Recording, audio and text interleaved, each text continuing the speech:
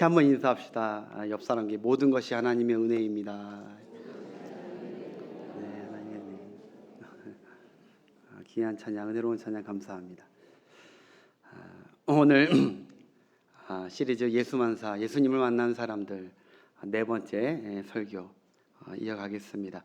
이게 예수만사 시리즈를 하면서 여러분 자꾸 이제 풍랑 얘기하고 막 귀신 얘기하고 오늘은 또 죽음에 대한 얘기입니다. 이런 얘기할 때 혹시 조금 이게 토속 신앙이 너무 짙으신 분들은 듣기 싫어서 거부감이 드는 그런 설교일 수도 있겠지만, 여러분 예수님을 설교하면서 예수님을 이야기하면서 가장 핵심인 복음의 핵심인 죽음과 영적 세계를 얘기 안 한다는 것은 복음을 전한 것이 아니거든요. 그래서 오늘 이 말씀이 혹시 죽음이라는 것이 거부감 든다 할지라도 오늘 주님의 말씀으로 다시 마음 열고 잘 받아들이셔서 죽음에서 오히려 자유하게 되시는 그런 복되고 은혜로운 시간 되시길 축복합니다. 여러분 지금은 유튜브라는 이 영상 채널이 많이 보급화돼 가지고 지금 매일매일 유튜브를 자주 보죠. 저도 봐요. 그런데 여러분 사실 유튜브가 있기 전 한 10년 전만 해도 원래 유튜브 비슷한 팟캐스트라는 채널이 있어요. 팟캐스트, 다운 팟캐스트 이런 채널들로 사실 그게 원조였고요. 거기에 한때 젊은이들이나 많은 사람들이 유행을 했습니다. 구독을 하고 그때 한 110년 전에 2015년도에 여러분 하나의 좀 유행하는 팟캐스트 하나가 딱 등장을 했는데 유튜브라고 생각하면 돼요. 그것이 무엇이냐? 그 프로그램 이름이 무엇이냐? 바로 절망 라디오라는 게 있어요. 절망 라디오. 절망 라디오. 이름부터가 이상하죠. 이 채널의 특징은요. 애청자들의 고민과 이 절망스러운 사연을 받습니다. 받아서 읽어주고 이게 소개합니다. 읽어주고 소개하는 거 어느 프로나 다 똑같이 하잖아요. 근데 이 프로의 특징은 그 사정과 그 절망의 이야기를 듣고 그냥 아무 얘기도 안 하고 읽어주고 끝이에요. 다른 프로그램은 이걸 읽어주고 그러세요? 얼마나 힘드세요? 위로하고 그리고 어떤 진단을 내리고 어떻게 도와주고 어떤 방법도 제시하고 이렇게 조언도 해주면서 이렇게 길을 이끄는데 이 프로는 신기하게 그냥 읽어주고 끝이에요. 그냥 이런 사람이 있습니다. 이런 절망적인 사람이 있습니다. 얘기하고 끝입니다. 한마디로 여기 세 가지 특징은 노 멘토링, 그리고 노 힐링, 노 답입니다. 답도 안 알려주고 힐링도 안 시켜주고 위로도 안 해주고 그리고 어떤 카운셀러 이렇게 이끌지도 않고 그냥 그렇게 절망 가운데 살라는 거죠. 이거 사실 근데 여러분 젊은이들이 겪고 있는 수많은 이거 유행돼가지고 막 자신들의 진로의 그런 문제점, 닥치는 절망스러운 이 사회 구조, 그리고 정치적인 문제, 가정의 문제, 이런 것들을 그냥 절망스러운 걸 사연을 올리기 시작해요. 그래서 굉장히 붐이 일어납니다. 그래서 대신 다 올리는데 특징이 뭐냐고요? 위로도 안 해주고요. 뭐라고 아무 얘기도 안 해줘요. 보통 요새 김창욱 씨나 아니면 또 생각 안 나네. 아이가 달라졌어요 하는 오은영 씨, 그런 분 같은 경우 어떤 사연이 올라오던 이거는 이렇게 하는 게 좋습니다. 이렇게 조언도 해주고 위로도 해주고 이렇게 하잖아요. 근데 이건 그렇지 않은 거예요. 그냥 그러고 끝이 아무 말 안 해요. 이게 이 프로의 특징. 근데 순식간에 여러분 수많은 젊은이들에게 이게 막 퍼졌습니다. 그래서 몇 달 만에 이례적으로 수많은 구독자가 이게 생겨버렸어요. 그러니까 우리 젊은이들은 하소연을 하는데 누구에게 조언받고 싶지 않은가 봐요. 그래서 그냥 털어놓고 싶은 거죠. 그러나 여러분 이게 굉장히 인기 있을 것 같았는데 1년도 안 돼가지고 이건 문을 닫아버립니다. 클로스, 폐업 처리됩니다. 왜냐하면 취지는 서로 공감하고 서로 연대하는 어떤 장을 만들기 위해서 서로 그냥 읽어주기만 해도 위로가 되기 위해서 그래서 이것을 했는데 결국 이 방송은 푸념 섞인 방송이었고 오히려 더 말하는 사람이나 전하는 사람이나 듣는 사람이 더 자괴감이 드는 거예요. 서로 자괴감 드는 거예요. 더 침울해지고 더 절망 속으로 가게 된다는 것이죠. 여러분 무슨 말이냐? 그렇습니다. 살아가면서 여러분 우리 가운데 때때로 절망 섞이고 어려운 일이 왜 없겠습니까? 예수 믿는 사람도 그 가정도 어려운 일, 절망스러운 일이 있지요. 그런데 그걸 우리가 막 푸념한다고, 막 나눈다고, 사람들에게 다 알린다고, 여러분 그게 결코 좋은 것이냐? 그런다고 절대 좋아지는 것이 아니라는 것이죠. 오히려 악효과라는 것입니다. 그것을 발선하는 사람이나 그것을 듣는 사람이나 서로 안 좋다는 거예요. 서로. 그럼 즉 무슨 말이냐? 그 절망적인 거, 그 문제적인 것을 얘기했을 때 방책과 답을 줘야 관심이 가고 거기가 우리에게 진짜 도움이 된다는 사실이죠. 그냥 듣고 위로한다고 그거 계속 들어보십시오. 여러분, 우리에게 절망을 주는 소식들이 있었어요. 우리에게 절망이 있는 게 있어요. 그 가장 큰 절망, 그 가장 원초적인, 모든 절망의 원초적인 절망이 무엇이냐? 그것이 바로 죽음이었어요. 죽음. 이 죽음만 딱 생각하면 우리에게 절망이 오고 우울해지는 거예요. 어둠이 오는 거예요. 절망. 나의 죽음을 생각하면 절망이 오고, 너의 죽음을 생각해도 절망이 오고, 우리의 죽음을 생각하면, 우리의 사랑하는 가족의 죽음을 생각하면 절망이 오게 돼 있어요. 죽음 앞에서는 절망과 먹구름이 오게 돼 있어요. 제가 손을 이렇게 한다고 여러분을 얘기하는 게 주라는 게 아닙니다. 주목하신 분도 오해하지 마시고, 죽음을 생각하면 우리는 절망합니다. 죽음의 권세와 힘은요, 여러분 막강합니다. 절대적입니다. 피할 수 없는 숙명입니다. 할렐루야. 우리 앞에 죽음은 벌써 다 기분 나쁘신가 보다. 죽음 얘기해가지고. 여러분, 누가 죽음을 막을 수 있습니까? 제가 장례식장 가면 가끔 하는 설교 예화 있어요. 우리에게 죽음을 막을 수 없다. 어떤 거와 같냐? 태양이 일출하고 일몰하는 것을 우리가 막을 수 없듯이, 그것을 우리가 컨트롤하고 일출 못하게 하고 일몰 못하게 우리가 모두 할 수 없듯이 죽음의 권세는 그것보다 더 강하다는 거예요. 죽음의 권세가 오면 우리가 피할 방법이 없습니다. 근데 문제는 이게 몇 사람만 있는 것이 아니라 모든 인류에게 주신 하나님의 명령입니다. 법입니다. 할렐루야. 더 쉽게 얘기하면 여러분, 바퀴벌레 하나가 KTX 레일 하나에 거기에 있는데, 인생의 그 길 안에 있는데 다가오는 400km의 그 KTX를 막을 방법이 있습니까? 피할 방법이 있습니까? 그 정도로 죽음의 권세는 강력하게 언젠가는 우리를 덮치기 때문에 모든 사람은 죽음이라는 것에 대해서 절망과 두려움이 갖게 되는 것이죠. 여러분, 죽음은 죄송한 말이지만 늘 우리 가까이에 있습니다. 아멘 하신 분들은 은혜가 있는 분들입니다. 누구나 죽음을 가장 두려워합니다. 그래서 여러분 생각해 보세요. 각종 범죄, 악성 범죄들의 협박, 그 중에 가장 자주 쓰는 협박이 뭔지 아세요? 죽음의 협박이에요. 죽여버린다. 이 협박 들으면요 무섭죠. 여러분, 제가 너 죽일 거야 막 이런 거. 여러분, 제가 세상에서 제일 비열하고 제일 싫어하는, 나는 이분들은 진짜 예수 믿었지만 이 원수를 용서 못한다 하는 분들 한 분이 있는데, 물론 제가 제일 큰 죄인이에요. 그런데 이런 범죄자 위에 따졌을 때, 야, 이 사람들은 진짜 여러분들이 우리가 가끔 쓰는 얘기로 껍데기를 벗겨야 된다는 그런 정말 인정할 수 없는 흉악범 중에 하나가 저는 유괴범들이라고 봐요. 유괴범. 그 부모가 사랑으로 낳고 평생 소원이고 너무나 아낀 그 아이를, 그 조그만 아이를 유괴해가지고 협박이 뭐죠? 죽일 거야. 네 애 죽일 거니까 돈 내놔. 안 내놔? 죽일 거야. 그럴 때 돈을 안 줄 부모가 이 세상에 있을까요? 없죠. 있는 대로 다 빚을 내서라도 내 삶을 다, 나보다 더 소중한 내 새끼가 살아야 되는데 그를 살리기 위해서 다 10억이든 몇 억이든 다 달라는 대로 줄 수밖에 없어요. 그걸 이용한다고요. 왜? 무슨 말입니까? 세상 사람들은 죽음을 다 두려워해요. 거기 앞에. 죽음은 강제적인 이별이고 죽음보다 더 폭력적이고 더 잔인한 것은 이 세상에 없습니다. 죽음의 힘이 드리워진 곳에, 죽음의 그림자가 드리워진 곳에는 항상 이것이 따르죠. 애통함과 비통함과 슬픔과 좌절과 절망과 두려움이 거기에 가득해요. 그런데 여러분, 이 죽음에 대해서 타 종교는 이렇게 얘기해요. 잘 들어보세요. 우리는 언젠가 죽는다는 거예요. 그건 잘 깨달은 거죠. 근데 이거는 애들도 다 깨달을 수 있는 거고, 우리는 언젠가 죽는다는 거예요. 근데 공술의 공수라는 것이죠. 우리는 갈 때 아무것도 가져가는 것이 없다. 욕심내지 말고 살자.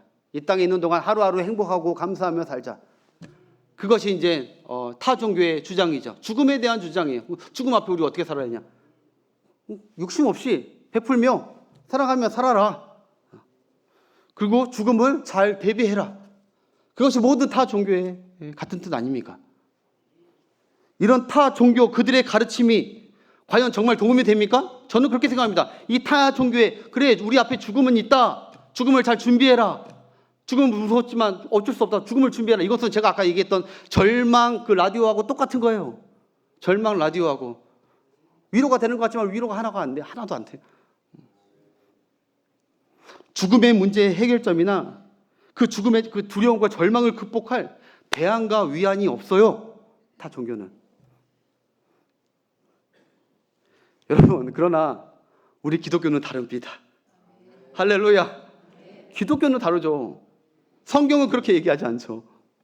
여러분, 예수님께서 죽음의 권세에 속수무책인 우리들을 죽음 당할 때마다 속수무책인 우리들을 벌벌 떠는 우리들을 예수님이 이 땅에 오신 이유는 우리를 그냥 위로하고 그냥 조문하고 그냥 우리를 그냥 그 슬픔을 공감해 주기 위해서 이 땅에 오신 게 아닙니다. 예수님이 이 땅에 오신 이유가 무엇입니까? 죽음의 권세를 깨트리고 죽음의 두려움에서 벗어나게 하고 생명의 소망을 갖게 하기 위해서 예수님이 이 땅에 오신 내주신 목적이라고요. 죽음의 그 죄의 문제를 해결해서 죽음에서 해방되게 하려고. 여러분, 그래서 그게 없으면 우리는 죽음의 두려움에 계속 눌려 살 수밖에 없어요. 이 믿음이 없으면. 히브리서 2장 15절에 이렇게 얘기해요. 함께 읽겠습니다. 시작. 또 죽기를 무서워함으로 우리가 한평생 매여 종로를 타는 모든 자들을 놓아주려 하심이라. 누가 도와주려 한다는 거예요? 예수님께서 이 땅에 오신 이유는 죽기를 무서워하는 몇 천만 명 때문에 이 땅에 오셨다는 게 아니에요. 모든 인류가, 전 인류가 60억이면 60억 모든 인류가 죽기를 무서워하고 한평생 종에 매여 사는 그들에게 죽음에서 벗어나서 생명의 역사로 살게 하기 위해서 공포감에 살지 않고 무서워하지 않게 살게 놓아주려고 예수님이 이 땅에 내려오신 줄 믿습니다.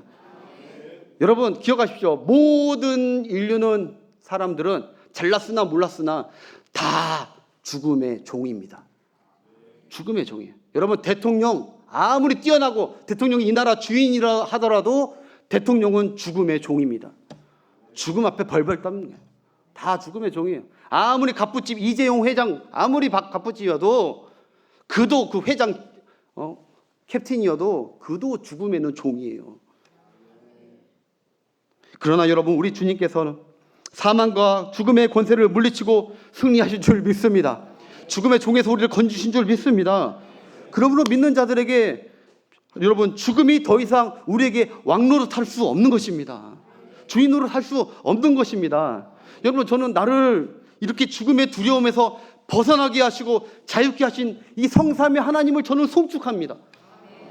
여기서 거짓말할 수 없습니다. 제가 예수 믿기 전과 후와 가장 크게 변한 것은 저는 이제 죽음을 두려워하지 않습니다. 여기서 거짓말하면 벼락을 맞습니다. 하나님이 제 마음을 압니다. 저는 죽음이 두렵지 않습니다. 이거 하나만 벗어나게 해준 것도 이 세상의 수천만 가지의 두려움에서 80% 이상은 난 벗어난 겁니다. 긍정하시면 아멘. 죽음에 이거 하나님 봤을 때 우리가 가장 가련한 인생이에요. 죽음에 끌려가고. 여러분, 내 삶이, 이 재산이 내 삶을 사느냐 죽느냐 왔다 갔다 하냐 하면 어떤 사람이 쥐고 있죠? 그러면 그 사람한테 끌려가요. 그 사람이 내 삶과 죽음을 갖고 있는 권세를 갖고 있어서 그 사람의 종이 돼요. 내 자녀의 살고 죽느냐를 갖고 있는 어떤 훌륭한 선생님을 과외 선생님을 만나면 모든 학부모가 거기에 종이 됩니다. 내 자녀가 사느냐 죽느냐가 달려있기 때문에 죽음 앞에서는 잘났으나 못났으나 다 굴복하고 종이 된다는 것이죠.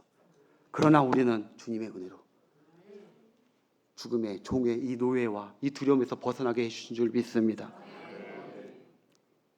오늘 본문 사건, 여러분, 예수님이 그 무시무시한 죽음조차도 확실하게 몰아주시고 우리에게 믿음을 주신 사건입니다.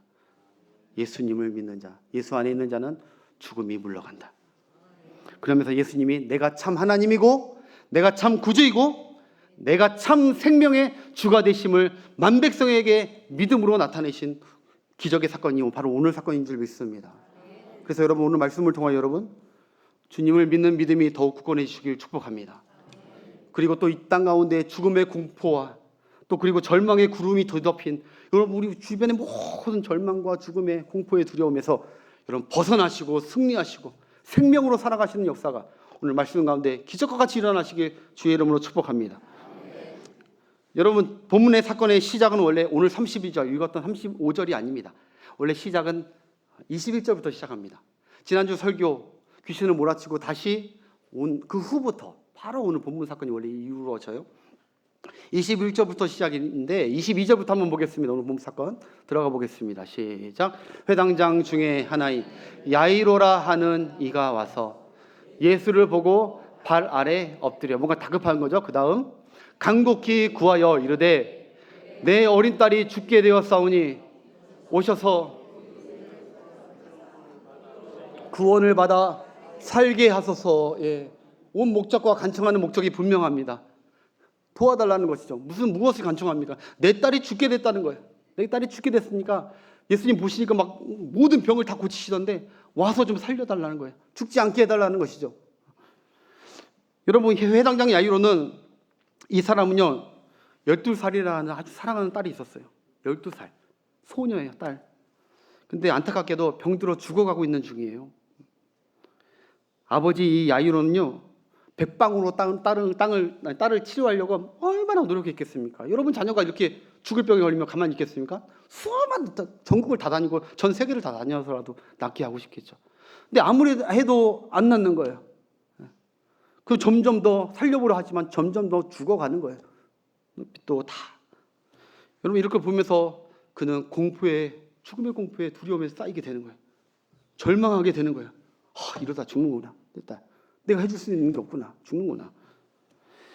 딸을 잃을 것 같은 죽음의 공포와 압박에 야이로도 점점 초조해지고 다급해졌는데, 여러분, 그때 마침 모든 사람을 죽을 병도 살리시는 그 예수님이 다시 우리 마을로 온다는 얘기를 들은 거예요. 그래서 그 기적과 같이 병을 고치신 예수님이 돌아오셨다는 소식에 예수님께 막 달려가서 바로 예수님이 내리자마자 바로 그 앞에 엎드려서 간청했다는 것이죠. 여러분, 회당장 야이로의 이름의 뜻을 알 필요가 있습니다. 사진 보여주시고, 회당장 야이로의 이름의 뜻은 바로 빛나는 사람입니다. 찬란한 사람, 빛나는 사람. 이 사람의 이름이 원래 뜻이 그거예요. 굳이 성경이 이 사람 이름을 집어넣은 이유가 있어요. 여러분, 회당장은 아무나 하는 것이 아니죠. 회당은 여러분 그냥 교회를 얘기하는 게 아니에요. 이 당시에 유대사회의 회당은 학교이기도 하고 물론 교회이기도 하지만 거기다 또 재판관이에요. 마을에 있는 모든 사건 이런 것도 회당에서 재판을 하게 돼요. 그러니까 여러분, 마을 사람들에게 종교적으로나 인품적으로나 사회적으로 여러분 인정받고 덕망 있는 사람이 가는 자리가 바로 회당장이에요. 무슨 말이냐? 이 사람은 사회생활이나 뭐 하나 부족함 없이 출세하고 말 그대로 빛나는 사람이었어요. 참 남부러울 것이 없이 빛나는 사람이었는데, 이렇게 출세하고 높은 위치에 있는 사람이 많은 사람들 앞에서, 자기 마을 사람들 앞에서 자기보다 나이 어린 한 선지자 같은 분에게 예수님께 절을 하고 엎드리고 절한다? 간청하고 있다? 이거 쉬운 일이 아닙니다. 그럼에도 그가 체면을 다 고사하고 이것저것 먹고 이럴 수밖에 없는 이유가 뭡니까? 그 앞에 납작 엎드린 이유가 뭡니까? 딸에게 임박한 죽음 앞에 있으니까 그 자신이 무너져 버린 것이죠. 내가 가지고 있는 모든 것이 무너져 버린 거예요. 한계가 닥치니까. 즉, 제가 다시 한번 얘기하지만 아까 히브리서 2장 15절 말씀처럼 여러분, 인간이 아무리 대단하고 아무리 왕처럼 살아도요, 죽음의 공포와 힘에 우리는 무력하고 항복할 수밖에 없는 종이라는 뜻이에요. 예수 믿기 전에 다 그런 거예요. 죽음의 앞에서는 가서 엎드려 굴복하지 않을 곳이 없습니다. 내 사랑하는 자식이 죽는다면 가서 굴복하게 돼요. 그러나 그가 죽음 앞에 엎드리지 않았습니다. 문제 앞에 엎드리지 않았습니다. 절망 앞에 엎드리지 않았습니다. 바로 그는 생명의 주인이신 예수님께 달려나와 엎드렸다는 것입니다. 이것이 누구의 은혜입니까? 하나님의 은혜입니다. 하나님이 야이로를 불쌍히 보신 것입니다. 그래서 생명의 주이신 예수님께 달려가게 믿음을 주신 거예요. 그래서 야이로가 뛰쳐나와서 우리 주님께 엎드려서 간청하게 되었다는 것이죠. 하나님의 은혜고 하나님의 축복이죠. 사랑하는 여러분, 저와 여러분도 살아가시다가 절망한 문제에 부닥칠 때가 있습니다. 문제 앞에 아주 강한 척 할 수도 있겠죠. 우리는 다 절망 앞에, 특히 죽음의 구름 앞에, 먹구름 앞에 우리는 다 무너질 수밖에 없어요. 근데 여러분, 절망 앞에 무너지지 마십시오. 문제 앞에 엎드리지 마십시오.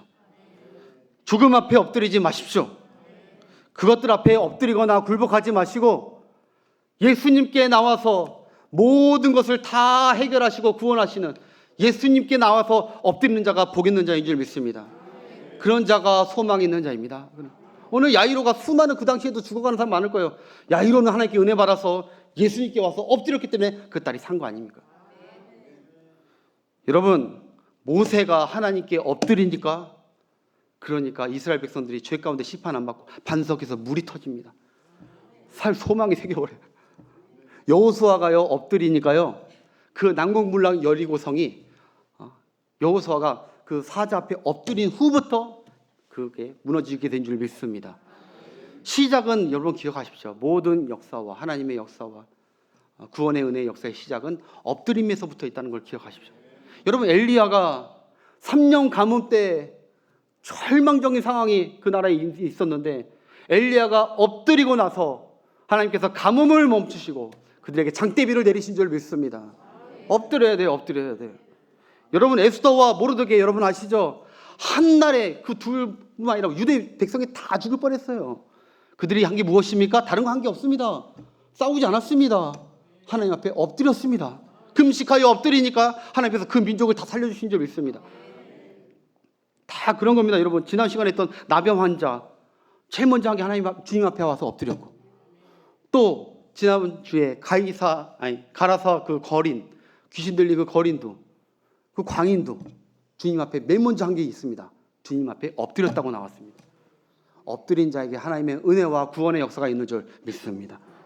여러분, 자신의 한계를 좀 겸손히 인정하고 하나님께 엎드려야 그게 먼저고, 그거부터 하나님의 은혜와 역사가 시작된다는 걸 믿으십시오.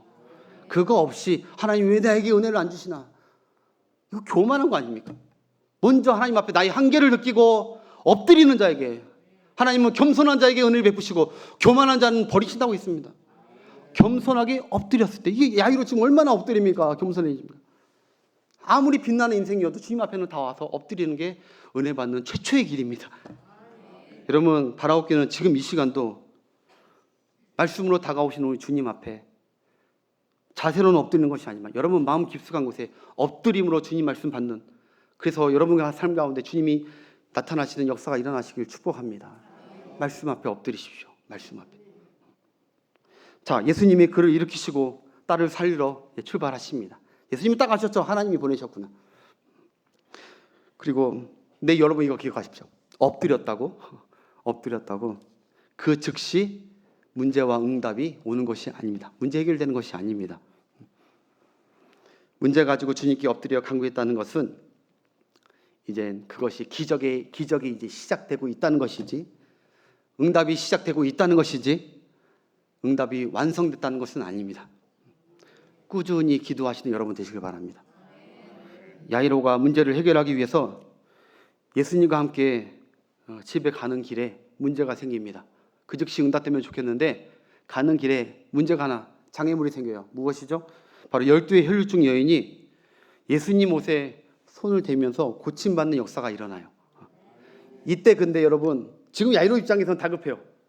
빨리 오늘 내일 모르는데 심각한 딸을 고쳐주길 원하는데, 빨리 가서 고쳐주길 원하는데, 예수님 가면 그거 나을 수 있을 것 같은데 갑자기 가다가 중간에 생뚱맞은 사람이 와가지고 잡아서 예수님을 멈추게 합니다. 그래서 그 여인은 믿음으로 만졌기 때문에 그 자리에서 또 구원을 받습니다.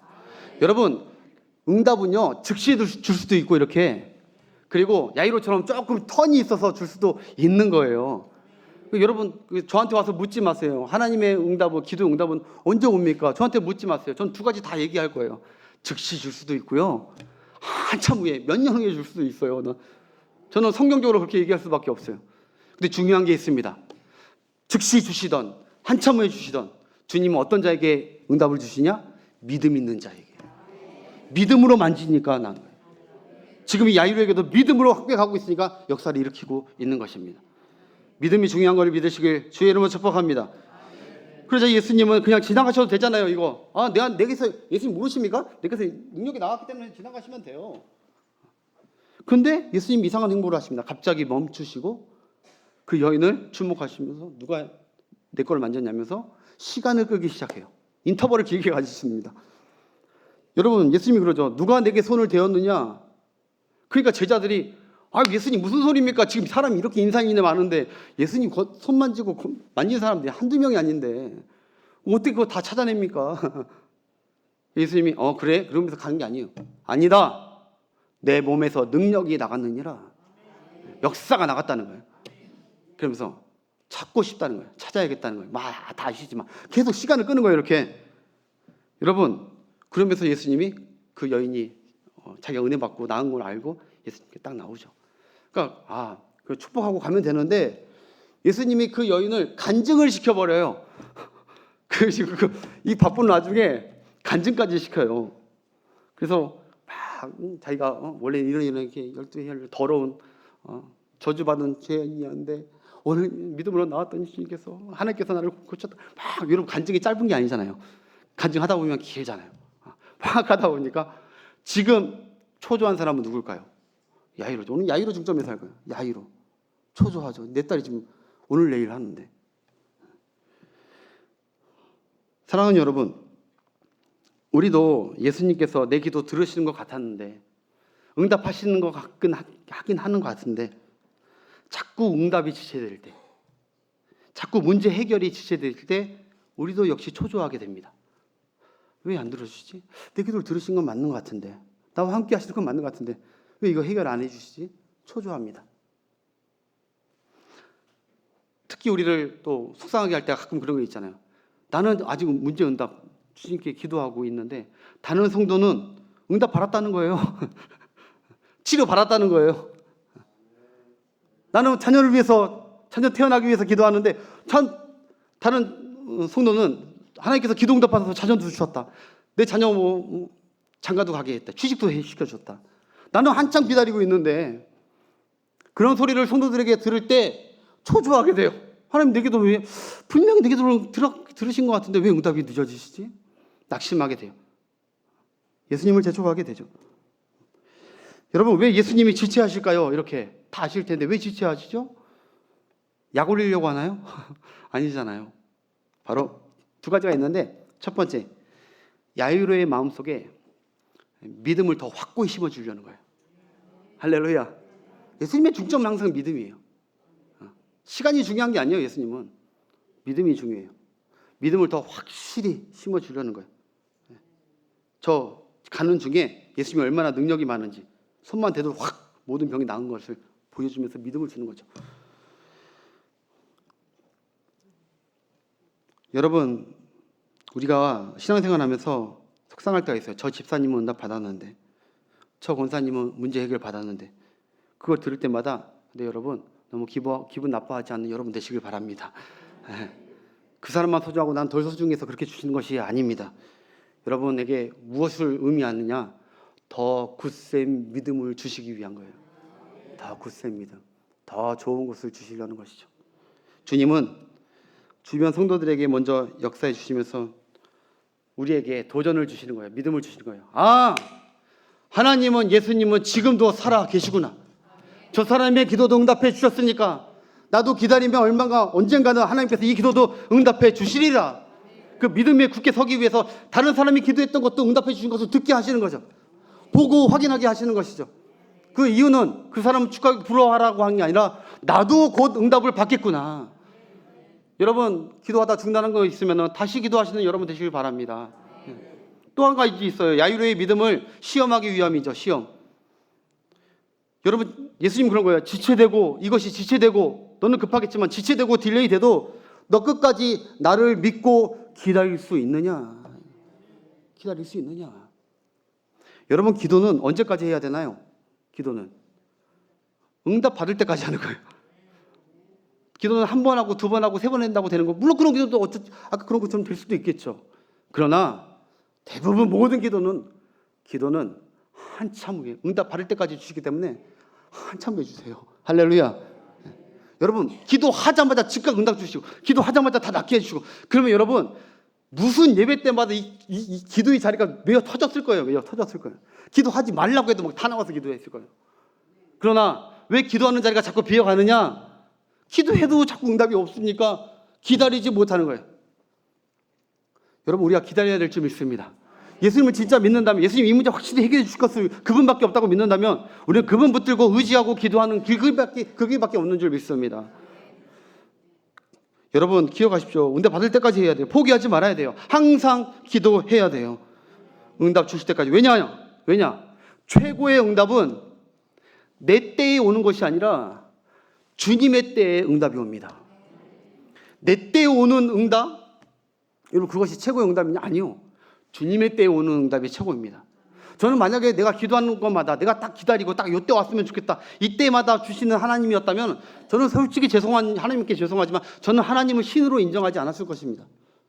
왜? 내 생각과 내 계획과 내 뜻대로만 이렇게 되는 분이라면 그분이 어떻게 신입니까? 인간 같지. 여러분, 성경에 보면 하나님은 우리 뜻과 차원이 다르시답니다. 하늘이 땅에서 높은 같이 하나님의 뜻은 우리의 뜻보다 더 높고 더 위대하십니다.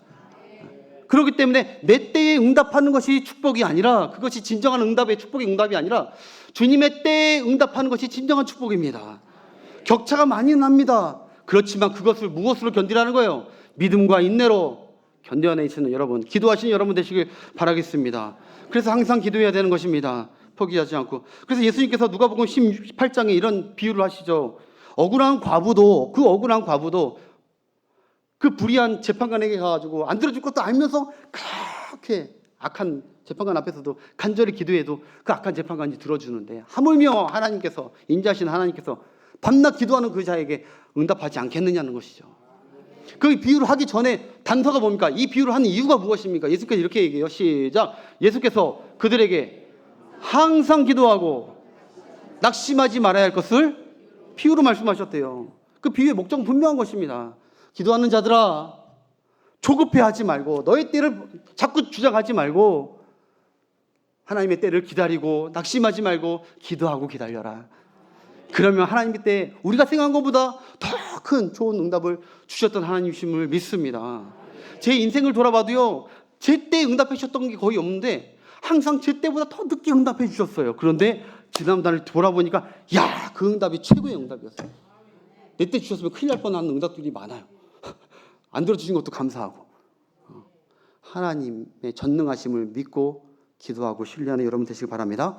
예레미야 애가 3장 26절 시작. 사람이 여호와의 구원을 바라고 잠잠히 기다림이 좋도다. 아멘. 이게 세번역 현대어 성경으로 어떻게 했냐? 사람이 하나님, 여호와 하나님의 구원을 바란다면, 진짜 응답받고 진짜 내 삶의 모든 문제와 하나님의 은혜로 해결되기를 원한다면, 바란다면 잠잠히 기다림이 좋대요. 그렇게 기다리는 자에게, 기도하고 믿고 기다리는 자에게 하나님의 구원을 나타내신답니다.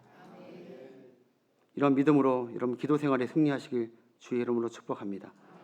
자, 이렇게 혈류증 여인이 응답받은 간증이 마무리될 때쯤에 야이로의 집에 사람 하나가 다급히 야이로에게 다가옵니다. 그래서 주인 이 아빠 이 야이로에게 청청병력 같은 소리를 합니다.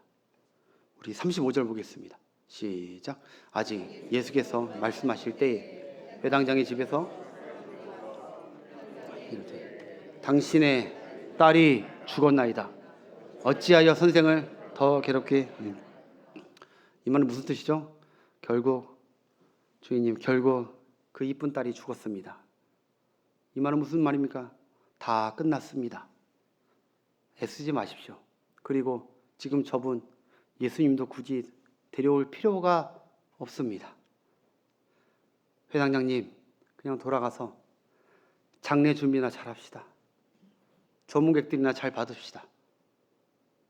죽음 앞에서 할 수 있는 얘기. 야이로가 그 얘기, 딸의 죽음의 소식을 들었을 때 야이로가 어땠을까요? 야이로가 마음이 무너졌죠. 아마 그 자리에 다리가 후들거렸을 거예요. 손과 눈동자가 후들거리고 심장이 벌렁벌렁. 그 사랑하는 딸을 잃었어요. 여러분, 또 야이로가 무슨 생각했겠냐? 예수님을 원망했겠죠. 어서 좀 도와주지. 그렇게 간청했는데 왜 시간을 끄셨나? 그리고 그 응답받고 그 은혜 받은 그 혈류증 여인을 미웠겠죠. 저 여인이 중간에 원래 내 케이스인데 내가 모시는 예수님인데 갑자기 끼어들어가지고 시간을 지체해서 사랑하는 내 딸을 죽었구나. 그 사람도 원망했을 거예요. 여러분, 이렇게 최악의 절망감과 죽음의 그 슬픔 중에 있는 이 야이로에게 예수님이 다가가서 이렇게 말씀하십니다. 36절 시작. 예수께서 그 하는 말을 곁에서 들으시고 회당장에 이르되 두려워하지 말고 믿기만 하라. 아멘. 따라합시다. 두려워하지 말고 믿기만 하라. 두려워 말고 믿기만 하라. 이거 하나밖에 없습니다. 여러분, 예수님의 이 약속이 무슨 뜻입니까? 다 끝났다고 절망하지 말라는 거예요. 여기가 상황이 끝났다고 끝난 것이 아니라는 거예요. 내가 끝내야 끝났다는 거예요. 예수님 아직 안 끝냈다는 거예요. 다 끝났다고 절망하지 마 하는 거예요. 다 포기하겠다고 상황에 굴복하지 마. 주님 결국 능력이 많으신 줄 알았는데 주님의 능력은 여기까지구나. 그래서 주님의 능력을 단정짓지 마. 두려워하지 말고 나를 믿기만 해라. 당당한 선임. 누구 죽음 앞에서 어느 교주가 이런 말을 합니까? 두려워하지 말고, 죽음을 두려워하지 말고 믿기만 해라. 여러분, 두려워하지 말라는 말은 성경에 너무도 많이 우리에게 명령하십니다. 왜냐? 잘 들으십시오. 두려움이란 말을 왜 이렇게 많이 하냐? 두려움은 바로 우리 속에 하나님이 주신 그 소중한 믿음을 지우는 지우개입니다. 두려움이 우리에게 오면 우리가 세상을 이길 수 있는 믿음, 하나님 바라볼 수 있는 그 믿음을 두려움이 지워버립니다. 따라합시다. 두려움은 믿음의 지우개다. 아멘. 두려움이 오면 믿음이 사라져요. 여러분, 두려움이 생기면요 믿음을 지웁니다. 두려움이 생기면 믿음을 지우지만, 그러나 기억하십시오. 믿음이 생기면 두려움이 지워집니다. 두려움이 떠나갑니다. 그래서 믿기만 하라는 거예요. 믿기만 해라. 두려움이 누굴 믿어라? 나를 믿으라는 거예요. 그 두려움을 물리칠. 예수님의 기적, 하나님의 기적을 믿으라는 것이죠. 그러므로 사랑하는 여러분, 이 시간 두렵게 살았다 하더라도 다시 한번 주님을 믿고 두려움을 떨치시고 두려움을 지우시고 주님을 믿는 믿음으로 충만하시길 주의 이름으로 축복합니다. 여러분, 저도 담임 목사님이 후임 이 내정하는 모든 과정 속에서 지난 수년 동안 제가 사실 어땠겠습니까? 저도 사실 두려웠습니다. 하나님, 나 같은 자가 어떻게 이런 교회를 맡습니까? 나 같은 자가 뭐 어떻게 이걸 합니까? 두려웠습니다. 분위기도 안 좋은데 안 되겠습니다. 나는 뭐 재능도 내가 보니까 실력도 없고 영성도 부족하고 전 너무 부족합니다. 포기하고 싶었습니다. 두렵습니다. 그러나 그때 주님께서 그때 절망하고 있을 나를, 포기할 나를 주님께서 내게 해주신 말씀이 바로 이 말씀입니다. 두려워하지 말고 믿기만 해라. 선남아, 두려워하지 말고 나를 믿기만 해라. 내 마음속에 성경 가운데 확실하게 주신 거예요. 이 교회 내 교회다. 나를 믿고 내가 가는 거니까 두려워 말고 믿기만 해라. 그 말씀 때문에 여러분, 주님이 주신 주님에 대한 그 믿음이 확고히 생기니까 내 안에 그동안 있던 모든 두려움과 걱정과 그 앞날에 대한 미래에 대한 모든 것들이 다 한순간에 사라져 버리는 거예요. 여러분들의 삶 가운데 절망과 모든 환경이 막 뒤집박죽입니까? 여러분, 그게 하나하나 땜질로 한다고 그게 될 것 같습니까? 아니요. 그것 때문에 벌벌 떨고 우리가 무서워하고 염려하고 있다면 다른 거 없습니다. 오늘 다시 보여주세요. 두려워 말고 믿기만 하라. 주님의 조치와 해답은 다 저 하나밖에 없습니다. 여러분들이 두려워하지 말고 예수님을 믿기만 하면 갑자기 모든 두려움이 사라져 버립니다. 담대해집니다. 왜? 주님이 나와 함께 하시는구나. 우리 주님은 전능하시고 능력이 많으시기 때문에.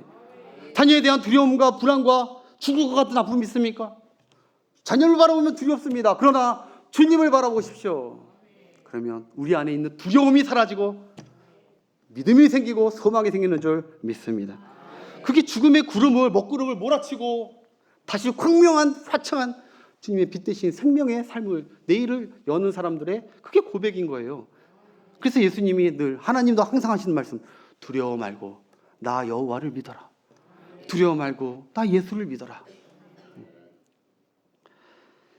여러분, 주님의 말씀만이 절망일 때 두려울 때 그 말씀만이 우리에게 믿음을 샘솟게 일으켜 주신 줄 믿습니다. 주님의 말씀만이 우리에게 믿음을 일으켜 주세요. 오늘도 보세요. 두려워 말고 믿기만 해라. 말씀하셨습니다. 저는 확실합니다. 야이로가 그 말씀 듣고 두려움이 사라지고 갑자기 믿음과 소망이 확 생긴 줄 믿습니다.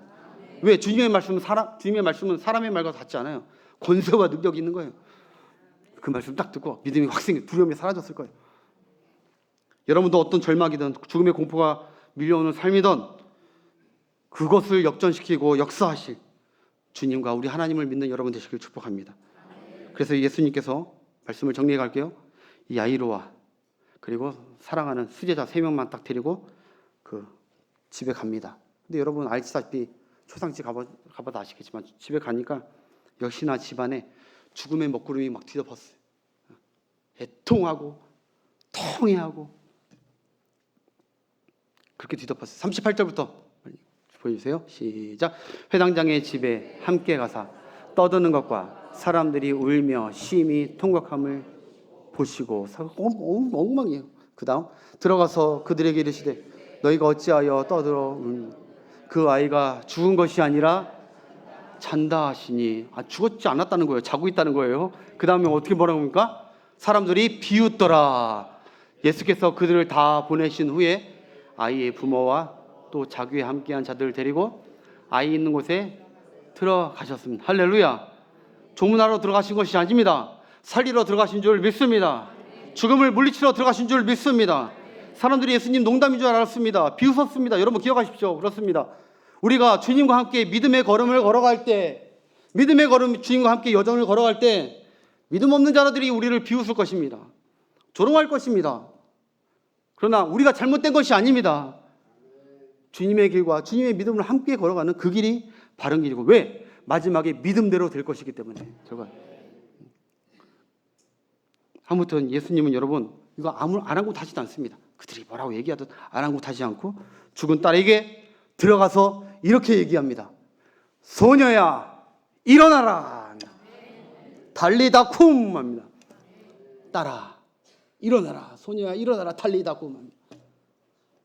그래 여러분 생명의 주님이 오시니까 죽음의 먹구름이 사라지고 그 아이는 다시 살아나고 생기가 돋고 다시 밥을 맛있게 먹었다. 그래서 그 눈물과 통해로 절망 가운데 있던 그 부모에게 안겨주면서 그들에게 소망과 생명의 주가 되심을 나타내신 하나님께 영광 돌린 사건이 본 사건인 줄 믿습니다. 여러분 기억하십시오. 예수님은 죽음이 있을 때마다 나인성 과부의 아들 청년이 있을 때도 주님은 똑같습니다. 누워있는 그 청년을 향해서 뭐라고 합니까? 청년아 일어나라. 예수님은 일으키십니다. 죽음 앞에서 조문하지 않습니다. 위로하지 않습니다. 헌화하지 않습니다. 기도하지 않습니다. 주님 다 일으킵니다. 죽음. 왜? 예수님은 생명의 주인이시기 때문에. 예수님 우리가 같이 죽음 앞에서 종로를 사는 사람들이 그게 예수님 인간이 아닙니다. 생명의 주인이신 줄 믿습니다. 요한복음에 봐도 여러분 한 번 더 살리잖아요. 바로 나사로 살리러 갈 때도 여러분 똑같이 얘기합니다. 요한복음 11장 11절에 보니까 제자들에게 이렇게 얘기해요. 얘들아 나사로가 잠들었다. 나사로를 깨우러 가야겠다. 똑같이 사람들 다 죽은 줄 알았어요. 근데 예수님 아니라는 거야. 내 앞에 죽음은 용납할 수가 없다. 깨우러 가십니다. 여러분 기억하십시오. 무덤 앞에서 그리고 나사로야 나오라고 하고 죽음을 물리치시고 생명의 주가 가신 곳에서는 죽음이 떠나가는 거예요. 나는 부활이요 생명이니 나를 믿는 자는 죽어도 살겠고. 할렐루야. 나를 믿는 자는 죽어도 살겠다는 것은 나를 믿는 자는 죽음이 잠자는 거라는 거예요. 여러분 우리 앞에 닥칠 그 죽음이 두렵지 않길 소망합니다. 잠자는 것입니다. 잠깐 잠자는 거고 우리는 저 천국 하나 생명의 주가 되신 그 주님께 영원히 함께하고 그리고 마지막 날 우리의 육차도 달리 다 살리실 줄 믿습니다. 말씀 보겠습니다. 데살로니가전서 4장 16절 빨리 읽으세요. 시작. 주께서 호령과 천사장의 소리와 하나님의 나팔 소리로 친히 하늘로부터 강림하시리니 그리스도 안에서 죽은 자들이 먼저 주님이 호령한다는 건 뭐예요? 호령 외친다는 거예요. 뭘 외치겠습니까? 마지막 날에 달리다 곰 하고 내려오신다는 거예요. 일어나라 하고 일으킨다는 거예요. 마지막 날에 할렐루야. 죽었던 우리의 모든 육체가 죽었던 먼저 죽은 자들이 다 이 땅처럼 다 다시 살아난다는 거예요.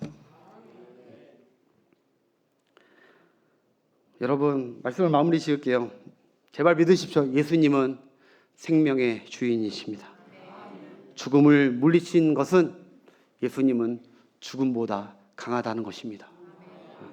죽음에 두려워 떨지 마십시오. 죽음 자꾸 얘기하지 마십시오.